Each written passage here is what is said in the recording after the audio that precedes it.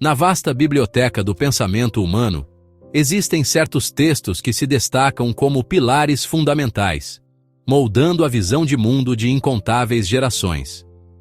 O livro de Gênesis é, sem dúvida, um deles, servindo não como um manual científico, mas como uma profunda abertura teológica. Seu capítulo inicial é um relato majestoso e poético dos começos, uma narrativa que busca responder às perguntas mais fundamentais da existência. De onde veio tudo? Qual é a natureza do poder que trouxe tudo à existência? E qual é o nosso propósito dentro desse grande projeto? Essa história não se trata tanto dos mecanismos da formação cósmica, mas sim do significado por trás dela, oferecendo uma visão de um mundo nascido não do acaso, mas de uma vontade deliberada e benevolente. A linguagem de Gênesis 1 é rítmica e litúrgica, quase como um hino em honra à criação. Apresenta um Deus que é transcendente, existindo antes e além do próprio universo.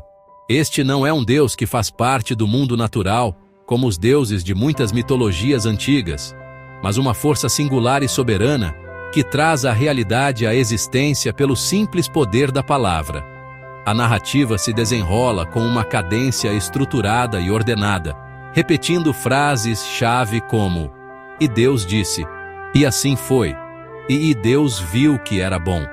Essa repetição reforça os temas centrais da autoridade divina, da bondade inerente do mundo criado e da natureza intencional de todo o processo criativo, estabelecendo um quadro para compreendermos nossa relação com o divino e com o mundo que habitamos.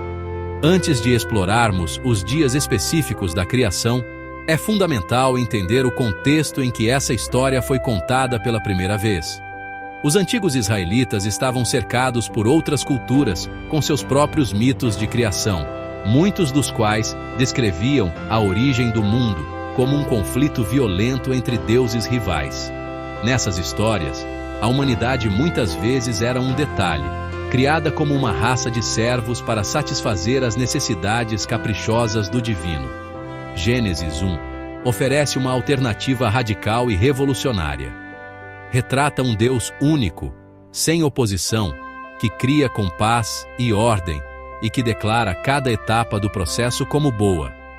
Essa era uma afirmação poderosa que contrariava a visão de mundo caótica e frequentemente pessimista de sua época, apresentando uma visão de um universo fundamentado em bondade e propósito. Portanto, ao nos aproximarmos desse texto antigo, devemos fazê-lo não esperando encontrar uma cronologia científica literal, mas com abertura para suas verdades teológicas mais profundas. É uma história feita para inspirar admiração e maravilhamento, para nos instigar a valorizar o mundo natural e afirmar a dignidade única da vida humana.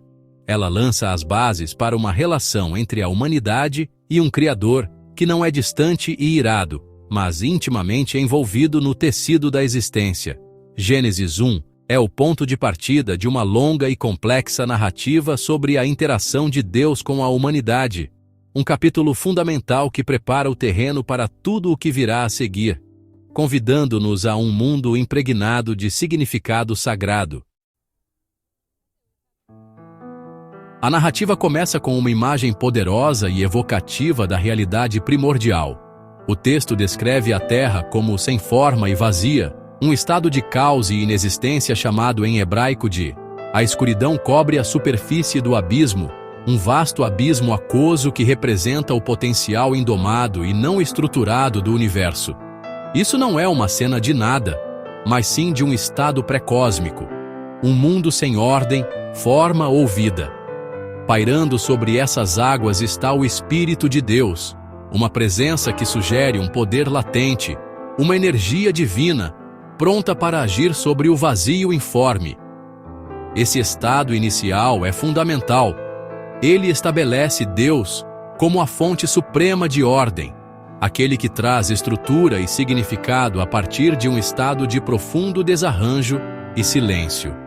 Nesse silêncio e escuridão, Deus pronuncia o primeiro comando: haja luz. Esse ato é profundamente significativo. A luz não é criada por meio de luta ou esforço físico, mas pelo simples poder de uma palavra divina. A palavra de Deus é mostrada como performativa. Aquilo que Deus fala, acontece. Isso estabelece um tema central de toda a narrativa, a potência criativa da palavra divina. O surgimento da luz é o primeiro passo para diferenciar o cosmos, para separar uma coisa da outra. A luz, nesse contexto, representa mais do que mera iluminação física. Simboliza conhecimento, bondade e o início da própria ordem, afastando o caos informe e a escuridão impenetrável. Ao criar a luz, Deus realiza outro ato fundamental. Ele vê que a luz é boa. Essa aprovação divina é um motivo recorrente durante a semana da criação, uma declaração do valor e da retidão inerentes à ordem criada. É uma afirmação de que o universo, em sua essência, não é falho ou mau, mas fundamentalmente bom porque sua origem está em um Criador bom e intencional. Em seguida, Deus separa a luz das trevas, dando-lhes os nomes de dia e noite. Esse ato de nomear é um exercício de soberania e autoridade. Nomear algo é definir sua natureza e propósito, e ao fazer isso, Deus estabelece o ritmo fundamental do tempo, o ciclo que regerá toda a vida que virá. A conclusão desse primeiro período criativo, e houve tarde e manhã, o primeiro dia, define um padrão que se repetirá nos próximos 5 dias. Essa estrutura cíclica traz uma sensação de progresso deliberado e medido. O caos não é vencido de uma só vez, mas é afastado em uma série de passos cuidadosos e ordenados. O primeiro dia lança as bases para tudo o mais. Ele estabelece Deus como o Criador transcendente, o poder da palavra divina como agente da criação, a bondade fundamental do mundo e a estrutura básica do tempo. É uma poderosa declaração inicial, transformando uma cena de caos aquoso e escuro em um reino onde ordem e propósito começaram a se firmar. Após o estabelecimento da luz e do tempo, o segundo dia da criação aborda o vasto caos aquoso descrito no início.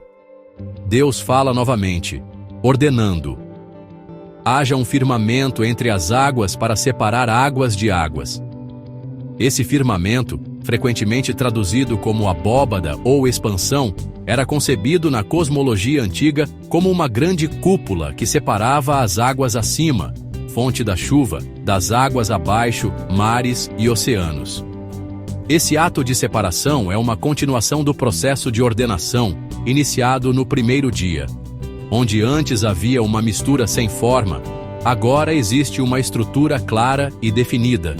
Deus chama esse firmamento de céu, dando um nome e um propósito ao espaço que separa os céus da terra.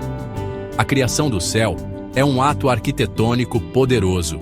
Estabelece a estrutura básica do mundo habitável, criando um espaço protegido sob as águas celestiais. Embora a ciência moderna compreenda a atmosfera de maneira diferente, o ponto teológico permanece forte. Deus é quem traz ordem ao universo, criando as estruturas necessárias para a vida florescer. Curiosamente, a frase "e Deus viu que era bom" está ausente no segundo dia, em muitas tradições do texto. Alguns estudiosos sugerem que isso ocorre porque a obra de separação ainda não estava completa. As águas inferiores ainda cobriam tudo, e o mundo ainda não estava pronto para a vida. A criação do céu foi um passo intermediário necessário para preparar um lar para o que viria. No terceiro dia, o trabalho de estruturar o mundo continua com 2 atos criativos distintos. Primeiro, Deus ordena que as águas sob o céu se reúnam em um só lugar, permitindo que a terra seca apareça. Esse é mais um ato crucial de separação, dividindo o mar da terra. Deus chama a terra seca de terra e as águas reunidas de mares. Agora, a frase retorna com ênfase. E Deus viu que era bom. Os elementos fundamentais do mundo, luz, tempo, céu, mar e terra, estão agora estabelecidos. O palco está montado, a geografia básica do planeta está formada, e o mundo finalmente está pronto para sustentar a vida. Esse processo metódico reforça a ideia de que a criação não é aleatória, mas sim um projeto cuidadosamente planejado e executado. Então, na segunda parte do terceiro dia, Deus fala novamente, e a terra recém-formada se enche de vida. Produza a terra vegetação, plantas que deem sementes e árvores frutíferas que deem fruto com semente, segundo as suas espécies. A própria terra é chamada a participar do processo criativo, trazendo à tona uma rica diversidade de plantas. Não se trata de uma paisagem árida, é um mundo cheio de potencial para a auto-perpetuação, já que cada planta traz a semente para as futuras gerações. A criação da vegetação é sinal da providência de Deus, fornecendo o alimento que sustentará a vida animal e humana que ainda será criada. Mais uma vez, Deus vê esse mundo verdejante e vivo e declara que é bom, encerrando a obra do terceiro dia. Com as estruturas fundamentais do mundo, terra, mar e céu, e as primeiras formas de vida já estabelecidas, o quarto dia da criação volta o foco para os céus. Deus fala mais uma vez, dizendo: haja luzes na expansão dos céus para separar o dia da noite, e sirvam elas de sinais para marcar tempos sagrados, dias e anos. Esse comando povoa o céu com corpos celestes, o sol, a lua e as estrelas. É importante notar que o propósito deles é descrito não em termos de suas propriedades físicas, mas em relação à Terra. Eles são criados para servir à humanidade e à ordem criada, para prover luz e funcionar como um grande relógio cósmico. Esse relato é teologicamente revolucionário para sua época. Nas culturas do antigo Oriente Próximo, o Sol, a Lua e as estrelas frequentemente eram adorados como deuses poderosos. O Deus Sol e a deusa Lua eram figuras centrais em muitos panteões. A narrativa de Gênesis faz questão de desmitologizar esses corpos celestes. Eles não são deuses a serem temidos ou adorados. São simplesmente luzes, objetos criados, ferramentas feitas pelo único Deus verdadeiro para cumprir uma função específica. O texto refere-se a eles como a luz maior para governar o dia e a luz menor para governar a noite, evitando cuidadosamente seus nomes comuns, como Shamash para o sol, para retirar qualquer conotação divina. Eles são servos da criação, não seus senhores. A criação do sol, da lua e das estrelas no quarto dia, após a criação da luz e das plantas, muitas vezes é um ponto de dúvida para quem busca uma leitura científica do texto. Como poderia haver luz, dia 1, e plantas, dia 3, antes do sol? Essa questão, no entanto, perde o sentido literário e teológico da narrativa. Os 6 dias da criação são organizados tematicamente.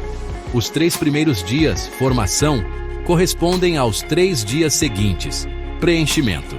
O primeiro dia cria a luz, e o quarto dia preenche esse reino com os portadores da luz. O segundo dia cria o céu e os mares, e o quinto dia os preenche com aves e peixes. O terceiro dia cria a terra, e o sexto dia a preenche com animais e seres humanos. Essa estrutura elegante enfatiza ordem e propósito, não cronologia científica. Ao colocar os corpos celestes no céu, Deus completa a ordenação do cosmos, tornando-o totalmente funcional e habitável. Eles são descritos como sinais, o que não se refere apenas à marcação das estações agrícolas, mas também dos tempos sagrados, as festas e os sábados que se tornariam centrais no culto israelita. O universo é, assim, retratado como um grande templo, com suas luzes organizadas para chamar os fiéis à adoração do Criador. Uma vez que esse arranjo celestial está completo, ouve-se novamente o refrão familiar. E Deus viu que era bom. O cosmos agora está totalmente preparado, um palco bem iluminado e ordenado, à espera do surgimento das formas mais complexas de vida animal. O quinto dia marca uma mudança dramática na narrativa da criação. Tendo passado os 4 primeiros dias formando e organizando o universo físico, Deus agora se volta para preencher os espaços vazios com seres vivos e em movimento. O comando divino é dado: que as águas se encham de seres vivos e que as aves voem sobre a terra através do firmamento do céu. Pela primeira vez, somos apresentados ao termo, uma expressão hebraica frequentemente traduzida como criaturas vivas ou almas viventes.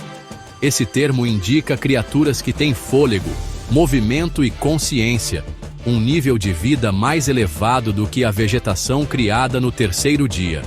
O mundo, antes silencioso e imóvel, agora se enche do bater de asas e do movimento da vida nas profundezas. A abundância e diversidade dessa nova vida são realmente enfatizadas. As águas devem transbordar com enxames de criaturas, e o céu deve ser preenchido com aves, segundo as suas espécies. Essa frase repetida, segundo as suas espécies, destaca a rica variedade dentro da criação, enquanto também sugere uma ordem divina que governa essa diversidade. Deus não é um criador de uniformidade, mas sim de uma tapeçaria magnífica e multifacetada de vida. A imagem é de uma vitalidade explosiva, um mundo subitamente animado com sons e movimentos. Os mares, antes apenas um corpo de água, agora são um ecossistema vibrante. E o céu, antes apenas um espaço vazio, agora é uma via para incontáveis aves. Um elemento significativo é introduzido no quinto dia, a primeira bênção divina. Depois de criar os peixes e as aves, Deus os abençoou e disse: sejam férteis e multipliquem-se e encham as águas dos mares, e as aves se multipliquem sobre a terra. Essa bênção é uma concessão de poder e potencial. É o dom divino da procriação, a capacidade de a vida se sustentar e se expandir. O Criador não precisa criar individualmente cada peixe e cada ave do futuro. Em vez disso, Ele concede às primeiras criaturas a capacidade de continuar a obra de preencher a terra. Isso revela um Deus que compartilha o processo criativo, capacitando suas criaturas a participarem do florescimento do mundo. Essa bênção, combinada com a declaração de que tudo era bom, reforça a santidade e o valor da vida animal. Essas criaturas não são meros acidentes ou pano de fundo. Elas são uma parte deliberada e abençoada da boa criação de Deus. O quinto dia transforma o mundo de um palco belamente estruturado, porém estático, em um teatro dinâmico e vivo. Os princípios da vida, diversidade e fertilidade agora estão firmemente estabelecidos. O mundo está se tornando progressivamente mais complexo e vibrante, ganhando impulso para os atos finais e mais intrincados da criação, que acontecerão no sexto dia.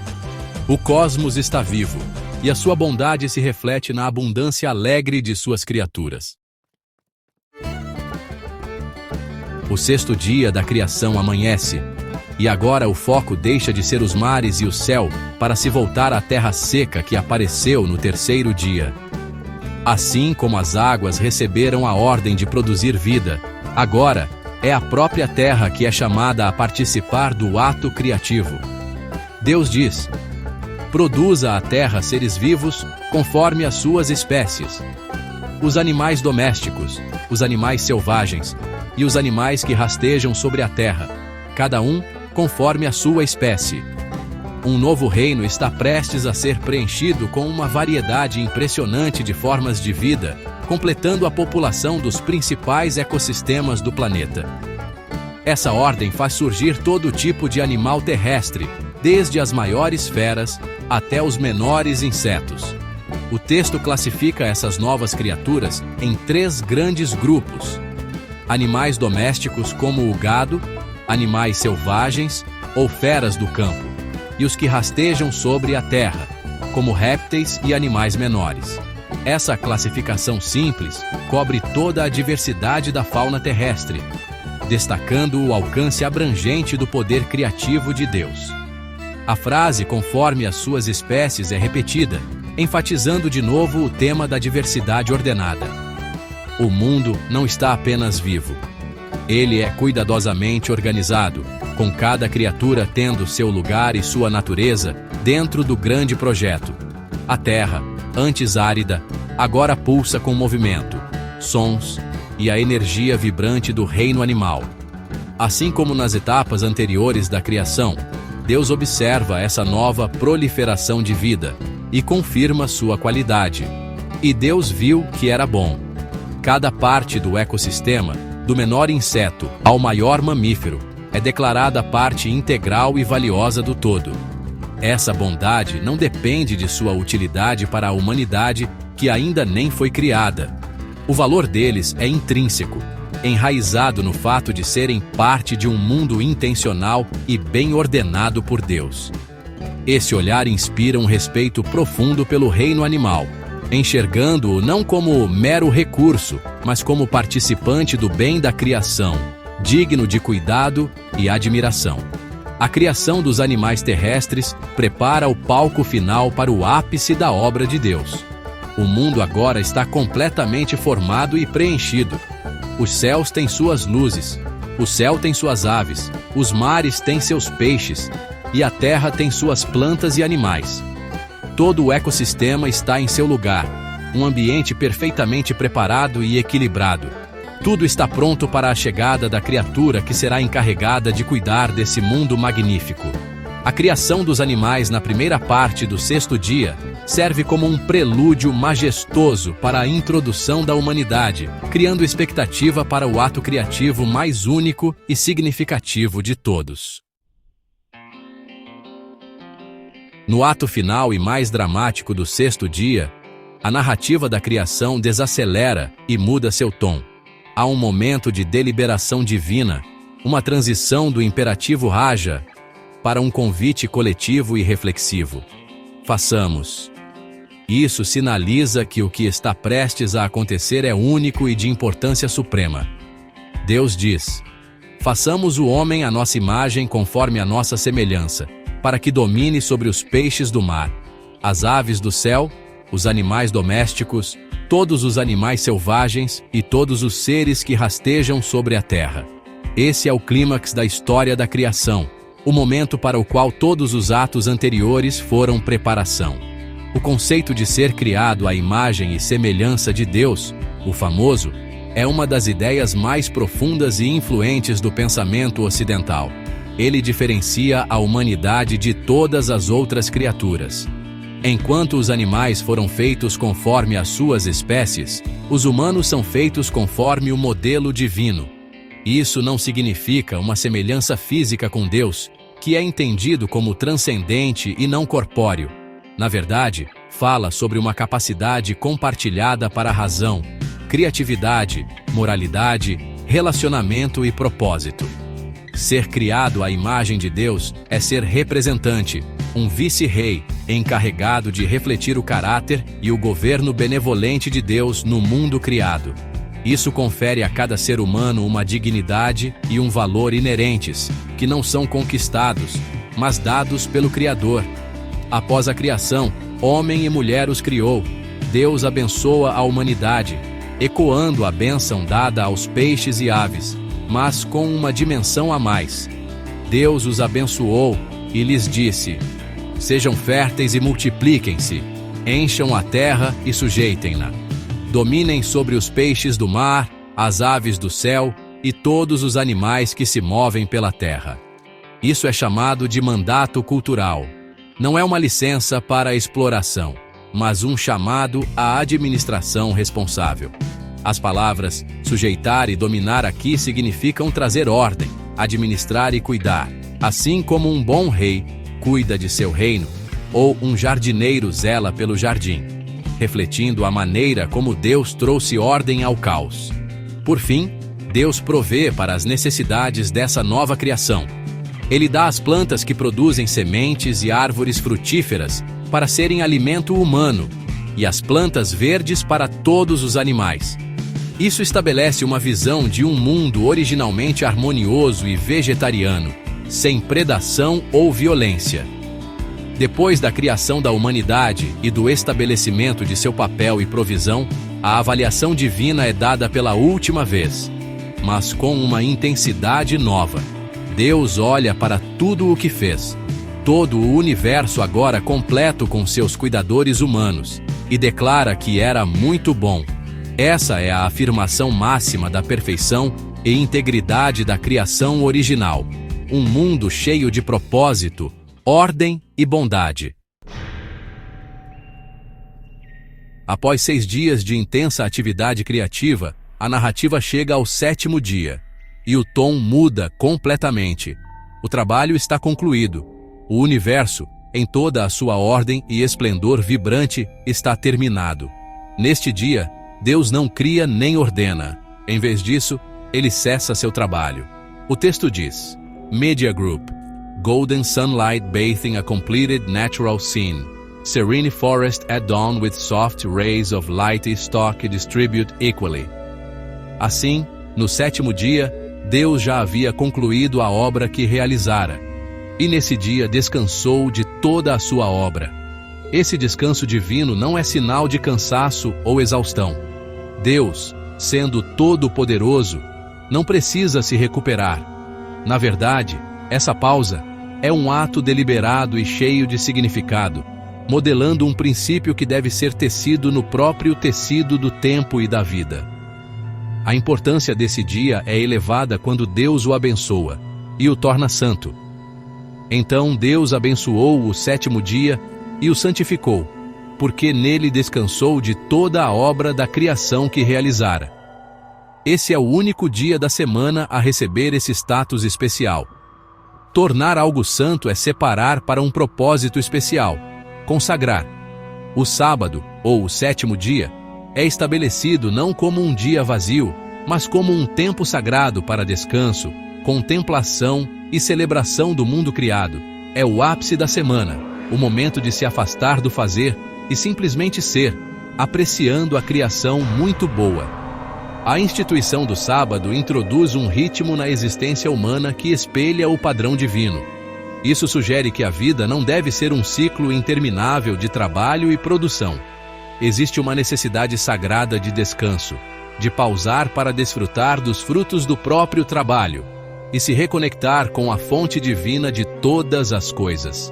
Mais tarde, nas leis dadas a Israel, o mandamento de guardar o sábado se tornaria um pilar da identidade do povo, um lembrete semanal de que eram livres, não escravos do trabalho incessante, e um sinal da aliança com o Deus que criou o mundo e depois descansou. O sábado é um presente de liberdade e um tempo para a renovação espiritual. Em última análise, o 7º dia completa o significado da criação. Um mundo criado sem um tempo para apreciação e comunhão seria incompleto. O sábado fornece o porquê dos quês dos 6 primeiros dias. Ele é o propósito para o qual a criação caminha, um estado de relacionamento pacífico e alegre com o Criador. Ao descansar, Deus convida a humanidade a entrar em seu descanso, a compartilhar da alegria de um mundo acabado e perfeito. Esse ato final de não-ação enquadra toda a narrativa, ensinando que tanto o trabalho quanto o descanso são atividades sagradas e que uma vida equilibrada, vivida em harmonia com os ritmos da criação, reflete o ideal divino.